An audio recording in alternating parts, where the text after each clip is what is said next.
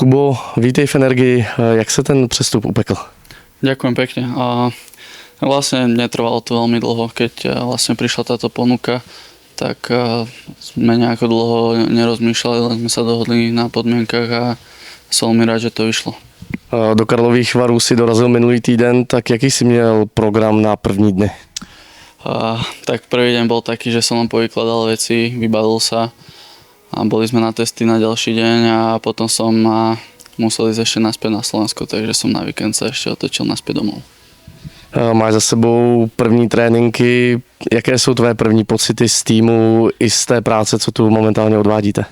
Ja musím povedať, že som veľmi príjemne prekvapený. Aj tým, aj chalani ma prijali, myslím si, že veľmi dobre. A tá letná príprava má to zmysel a myslím si, že je to dobre nastavené.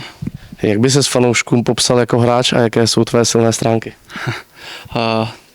Určite sa budem snažiť byť čo najsilnejší na puku a hlavne byť nepríjemný pred tou bránou, či už v obrannom alebo v útočnom pásme a snažiť sa hrať čo najviac korčuliarsky a fyzický hokej. Bavili jste se už s trenérama o tvojí roli v týmu? Hej, niečo sme sa bavili, ale ono je to vždycky tak, že si to ten hráč musí vybojovať a vydreť, takže určite uvidíme, ako to bude. Dobře, děkuju moc. Ďakujem aj ja.